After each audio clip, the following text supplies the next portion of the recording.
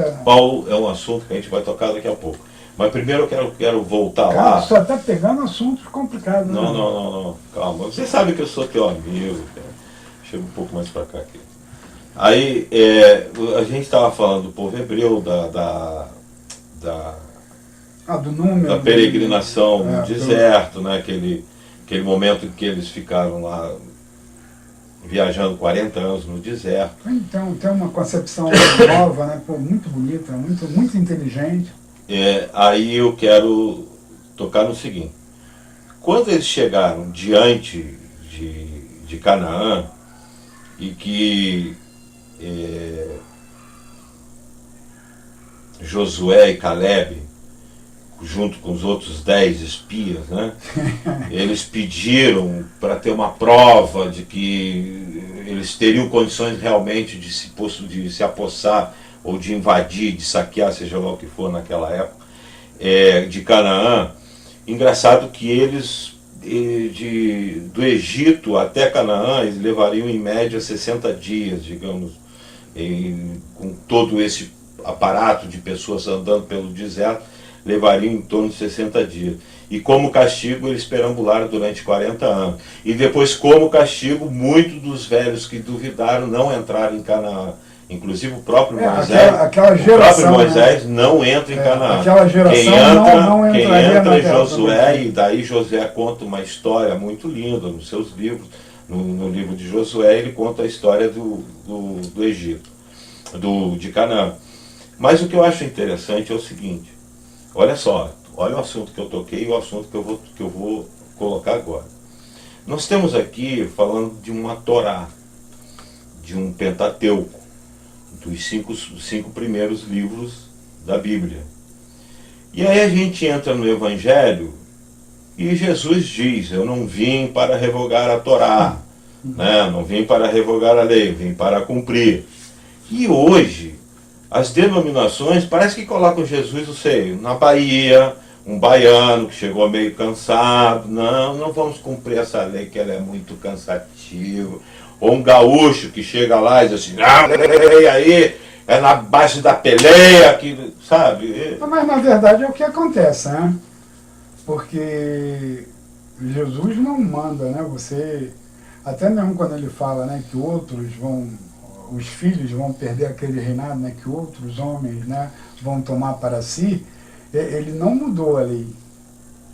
Né? Jesus não muda a lei, Jesus não cria nenhuma seita, né? Ou seita do Embora caminho, seja chamado de seita. Né? Naquela época. Né? Aliás, desculpa, mas não querer te cortando, mas dando uma de Jô Soares já cortando, eu acho interessante o seguinte, que quando uma denominação quer ofender a outra, a tua igreja é uma seita. Olha. E tu sabe que eu sinto honrado quando alguém diz assim, você é da seita tal, porque se eu não sou da aceitação de tal seita, é porque eu sou o seguidor da seita do caminho, onde era a seita do Nazareno, a seita de Jesus. Pô. João, olha só, eu vou falar uma coisa que vai parecer uma grande idiotice e eu vou até concordar. Eu vou fazer uma citação que eu sou doido para lembrar o nome do cara e eu não consigo. Eu fico tentando achar aonde. Mas se você achar o tempo de editar esse vídeo, a gente coloca lá como referência. Foi a única, aliás, perdão, foi a única definição que eu vi de seita coerente. Né? O cara explicou o seguinte, ó, seita é toda e qualquer religião que não seja minha. Perfeito. Eu não me lembro quem foi esse cara. E olha só, não é um Zé Mané não. Sabe? Não é um Zé Mané não. Esse cara é de um instituto, eu não me lembro qual. Eu vou tentar me perguntar. Você vai pesquisar. Mas aí nós entramos agora, Jesus cumprindo a Torá. Cara, Jesus não cria religião nova nenhuma. Jesus não manda. Quem cria a religião é Saul, que depois não sei se fica com medo, não sei o que acontece, porque dele não foi Deus que trocou o nome, né? Mas aí o cara passa a se chamar de Paulo, né? Paulo é que cria essa coisa. Não, Paulo complementa, Paulo não sei o que. Eu não vejo desse jeito. Paulo não complementa, Paulo cria. Né? Ele cria o que hoje nós chamamos de cristianismo. E agora, Agora, olha cara, só. eu vou te falar um negócio. Eu não seria judeu, não, cara. Pô. Eu adoro uma galinha cabidela, eu como churrasco mal passado, cara. Sabe, eu não sei se eu teria peito para ser judeu. Pois é, o problema é que a gente está diante de uma escritura aonde ela não deve ser distorcida, ou seja, cumprir uma demanda em exagero, porque... né? João, olha só. Quando você entra lá em Atos, e Tiago e tem aquela briga entre Paulo e Pedro, que aliás eu não considero Pedro o primeiro Papa da Igreja, eu considero Tiago, porque era ele que estava dirigindo o primeiro concílio de Jerusalém. Ele era irmão do dono da... ele era o irmão do cara. Então, Engraçado, né, que antes do cara morrer, ninguém queria mexer nele. Até mãe e irmão chamaram guarda, né, porque o cara estava endemoniado, não sei o quê. Isso eu que estou falando, não, isso aí está no Evangelho de Marcos, né? Que os irmãos, a mãe deles, chamaram os guardas do templo para prender Jesus porque ele estava endemoniado. Está lá no Evangelho de Marcos, lá no finalzinho. A gente vai botar referência. Antes daquele negócio que nego incluiu lá, que pisa em serpente, ou dá chute em cobra, come cobra e não morre, antes daquilo ali, né? A gente vai ver que os irmãos dele vão... Aí depois que ele morre, né, que vira aquele negócio todo, aí todo mundo quer cortar o defunto, né, e ele quer ser o dono da coisa. Ele deve ter gritado muito lá, sou irmão dele, porque ele era meu mano. Meu mano. Mas vamos lá, voltando a Atos 15. Quando chega lá em Atos 15, Tiago preside o primeiro concílio de Jerusalém, e tem uma briga ferrenha entre Pedro e Paulo por causa de converter os gentios. Né? E o interessante é o seguinte, porque ele diz assim, Tiago diz assim, então tá, vamos fazer o seguinte, vamos fazer um consenso aqui e vamos usar o bom senso e dizer o seguinte, vamos trazer para dentro da igreja aqueles que não comerem carne sufocada, que não comerem carnes adoradas, oferecidas a ídolo, aqueles que não cometerem adultério, não cometerem fornicação. Então, isso aí é uma regra básica. Simplesmente o seguinte, ó, você tem 613 mitzvot, 613 mandamentos lá em Levítico. Anexado ao decálogo, né? Então, você tem lá os 10 mandamentos, que já são pesados de você cumprir. Você tem mais 603 leis acrescentadas para você cumprir. Aí chega na hora e diz assim, Tiago diz assim, pô, nem nossos pais conseguiram cumprir tudo isso. Mas engraçado, João, está escrito lá também que se você não cumprir Exato, você não cumpriu nada. Nada. Então, quer dizer, é uma coisa, aquilo ali é uma coisa de loucura. Eu tenho a minha convicção, inclusive de um professor que me acompanhou no seminário também é a seguinte, o Primeiro Testamento é para o judeu. Eu não sou judeu. Aquilo ali serve para mim como um exemplo de homens que fizeram o que fizeram, ou bem ou mal, né? Que tiveram uma coisa ali, aquele negócio todo, e que muito daquilo ali é história. Né? A gente tem que tomar um cuidado muito grande quando for ler o Primeiro Testamento, né? Até mesmo porque essa coisa de dizer, né, o judeu, se eu falar isso, se tiver algum judeu passando na rua, o cara vai querer me enfiar o pau. Porque dizer que foi Moisés que escreveu a Torá. Né? E hoje, com todas essas ciências paralelas que a gente tem, né, de filologia, né, filosofia não, filologia, linguística, essa coisa toda, a gente vê 4 correntes, no mínimo 4 correntes diferentes de pessoas ali. E hoje em dia, grandes são os teólogos, até mesmo no final do século XIX, né, aquela coisa toda, que tem uma grande aceitação, né, de que a Torá ela foi escrita durante muitos anos, talvez até séculos, por diversas mãos, até chegar ao final. Né? E muitos livros dali são histórias. né? São coisas que interessam ao povo judeu. Né? Tá lá, Deus faz as bênçãos e as maldições. Deus não vai me colocar como cabeça nem cauda, não tem nada a ver com isso. Não é a história dele com o povo eleito. Eu não sou judeu. Tá? Eu não faço parte daquela dispensação aí. Né? Eu sou cristão. Então, vê bem, ou sendo Jesus... Mas como cristão, ou e Jesus cumprindo a Torá, como ou sendo cristão... Jesus, ou sendo Paulo, tá entendendo? Eu não sou judeu, então eu me coloco como cristão. Eu não sou capaz, cara, de cumprir aquelas leis, não. Não sou mesmo. Não são leis difíceis de serem cumpridas, né? Não são leis difíceis de serem cumpridas, não. Se teu filho não concordar com a tua religião, bota ele para fora dos muros e bata a pedrada. Agora é engraçado. Aliás, a Bíblia não cita nenhum filho morto a pedrada. Mas né? É engraçado, sabe? Mas ele diz lá. Mas mas o que causa espécie, o João, olha só, os caras falam lá em prostituição, em adultério, em adoração de outros deuses, em necromancia, não sei o que, né, aquele negócio todo. E, no entanto, você não vê crime nenhum sendo castigado por causa disso.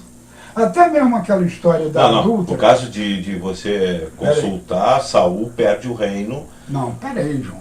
Ele não foi... Quem é que tacou pedra em Saul?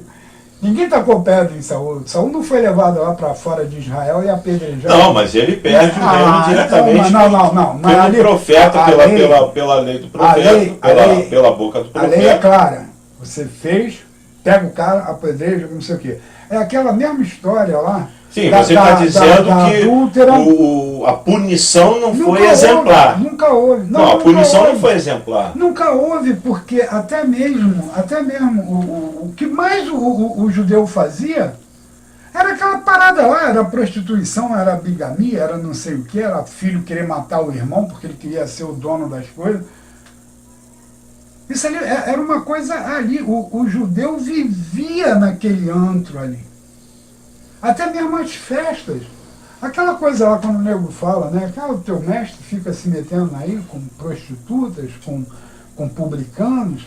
Porque hoje a gente sabe, através de costume, né, que aquelas festas, aqueles jantares, eram coisas quase que cerimoniais. Tinham as dançarinas, tinham as prostitutas, tinham aqueles negócios aí. Os caras condenavam, mas conviviam com ela. E, no entanto, ninguém. Aquela história lá da mulher adúltera, né, que foi pega em adultério, foi pega pelo não sei o quê. Aquilo ali é uma inserção. Né? E aí o que Jesus estava escrevendo? Diz pra gente aí. O que Jesus estava escrevendo? Olha só, vou falar para você o que eu falo quando eu prego. Né? O cabelo branco aqui, ó, não sou Matusalém. Eu não estava lá para ver o que ele escreveu.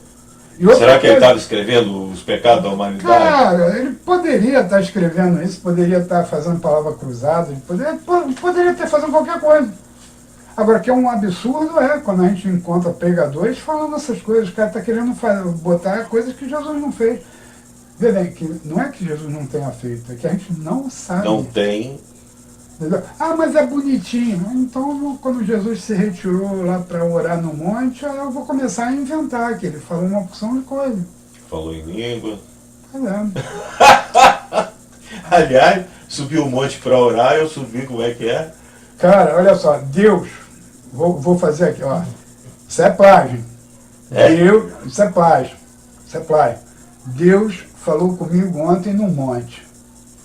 Num monte de páginas chamado Bíblia. Eu vejo assim, o sujeito para se sentir mais próximo de Deus, ele sobe um monte. Tá, claro, ele vai estar mais próximo de Deus. Se eu pegar um avião que sobe mais alto que o Pico Everest, ele anda a 12 mil metros de altitude, eu vou estar orando dentro do avião porque eu vou estar mais próximo de Deus. E tem gente que prega gritando, que canta gritando, e parece que Deus é surdo, o diabo é surdo. E até ele mesmo é surdo, porque ele não acredita naquilo que ele está falando.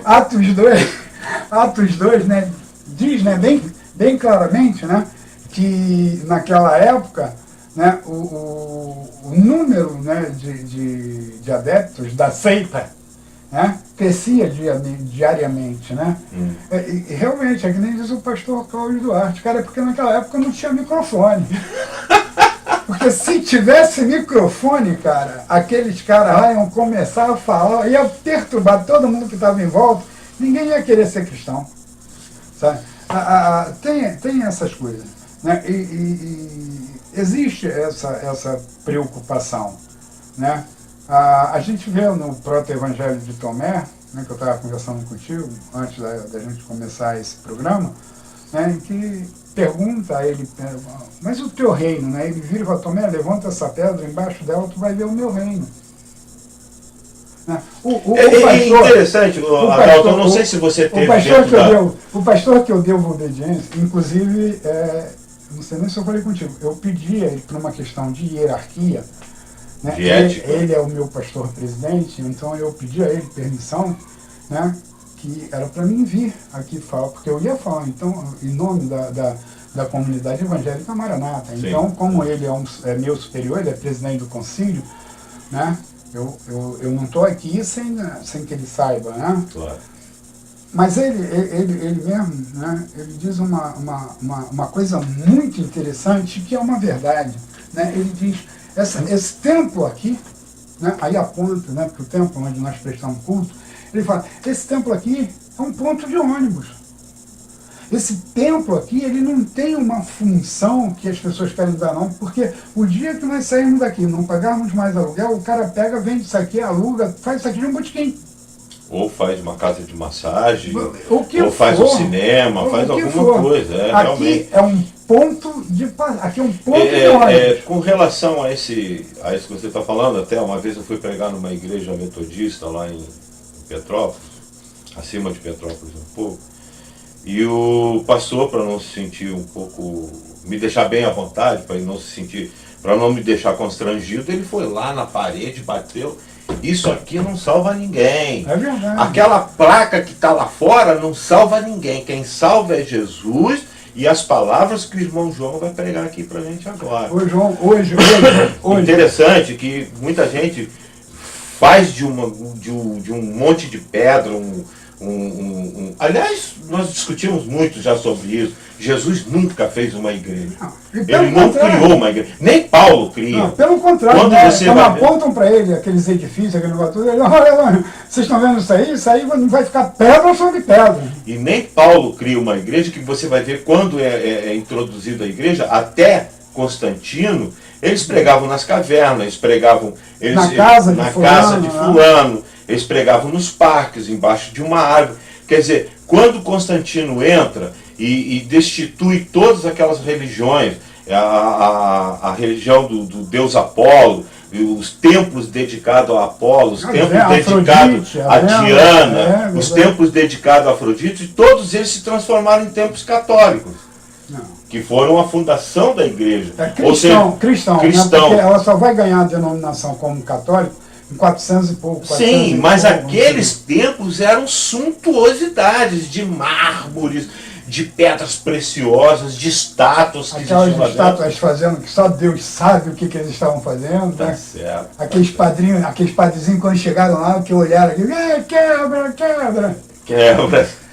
Mas então, nós temos uma posição bíblica aonde nós vemos a Bíblia sendo de uma forma e a religião conduzindo de outra totalmente diferente. Mas eu quero deixar um ponto bem claro aqui, é o seguinte: o problema maior que não é essa diferença que existe entre o que a Bíblia prega e o que as igrejas pregam, é o que as pessoas dentro desses templos querem fazer. Ou seja, como é que você vai sair de dentro de uma igreja, porque leu na Bíblia, o sujeito não pode ser homossexual, você não pode conviver com a diversidade no mundo, então você chega diante de uma pessoa, você condena aquela pessoa. O que você está querendo? Você está querendo, através de um fundamentalismo, pegar um livro de regra de fé e transformar ele numa Constituição universal. João, olha só, hoje, a partir de... Olha só como é recente, né? Deve ter uns 4 meses. Não passa disso. Se passar de 4 meses, é 5 meses.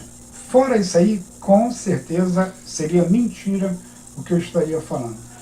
Mas hoje em dia, toda a minha palavra, toda a pregação, ela se baseia unicamente na demonstração do que é o reino de Deus. Perfeito. Talvez eu não tenha citado, indo até o fim, não tenha citado, mas a Bíblia é um livro uma regra de fé para aqueles que acreditam no reino dos céus e querem ir para lá. Exatamente. Entendeu? Agora eu não posso condenar um sujeito porque ele é bandido, porque ele não tem direito ao reino dos céus, se o próprio bom ladrão, que pode se chamar um bom ladrão, no último momento ele adquire o reino dos céus, e por outro lado, aquele sujeito que fica 78 anos, 9 meses, 15 dias, 14 horas, 30 minutos e 10 segundos, ele vai morrer nos 20 segundos, nos 10 segundos ele diz assim, o Espírito Santo não existe. Aí ele blasfemou contra o Espírito Santo e ele perdeu o céu. Eu gostei do bom ladrão. Me lembrou de Saul, que só pegou o melhor do pior. Mas olha só, João. Tem até uma piadinha, eu acho que eu já falei, né? Aquele cara que ele tinha um terno preto, uma camisa branca, um sapato de verniz. Aí todo domingo ele abria o armário, botava aquela camisa, aquele paletó, aquela calça, aquele sapato, ia para a igreja. Né? Aí lá na frente, não era pastor não, cara. Né? Aí lá na frente ele mandava calar a boca, tá fazendo barulho, faz isso. Olha só, vem para cá, senta ali, não sei, dava aquelas ordens lá e ficava lá impoluto, né? Quando ele chegava em casa, ele tirava aquele terno, brigava com a mulher, xingava o vizinho, batia nos filhos, não sei o quê. Chutava o cachorro e por aí vai. Mas chegava domingo, ele pegava aquele terno, botava e ia lá para a igreja, era um cristão fervoroso. Né? No dia que foi chamado, ele morreu, ele foi para o inferno, mas o terno foi para o céu. Tá certo. Concordo, gênero, número e então, grau. Veja bem, hoje eu me resumo, né, a tentar explicar para os irmãozinhos, para as irmãozinhas, né, que quando Jesus fala, né, que aquela semente de mostarda era como o reino de Deus, que ela é quase que insignificante, mas cresce e se torna uma árvore que dá sombra, que as aves vêm fazer ninho, aquela coisa, eu até mesmo, talvez, até por heresia, né, eu falo para os irmãozinhos, eu falo, olha só, nós temos a oportunidade de ser também uma semente dela. Se você deixar o teu coração frutificar, se você realmente se converter na misericórdia, na justiça, que nem diz Jesus. E Jesus não fala para os católicos, para os cristãos. Jesus fala para os judeus. Se a vossa justiça não exceder... Eu não gosto muito de ficar falando João 23, 42, Lucas 16, 37, porque fica parecendo crente. É. Né? Mas, mas Jesus, olha só, ele deixa muito claro, ele deixa muito claro, João, se a vossa justiça não superar em muito a dos escribas e dos fariseus. Sabe? Então, é isso que nós temos que procurar. Para a gente atingir o reino de Deus, a gente tem que procurar a sua justiça, a sua, né? A dele, a justiça de Deus. Nós temos que ser justos, nós temos que ser... Aquela história, seja perfeito como o Pai é perfeito. Mas peraí, Deus, você está dizendo que eu sou perfeito? Não. Sim, na prática da justiça, nas leis, no cumprimento das leis, na prática da justiça, nós temos que ser perfeitos como Deus. Jesus não foi maluco ali, ele não quis dizer que você... Jesus não ia falar uma coisa que você jamais alcançaria. Quando ele fala seja perfeito como o Pai é perfeito, ele quis dizer que você poderia ser perfeito. Eu lembro de um texto muito... que assim, está muito fixado na minha mente, quando ele olha para aquele centurião, né? Aí ele diz assim, não vi fé em Israel tamanha desse homem.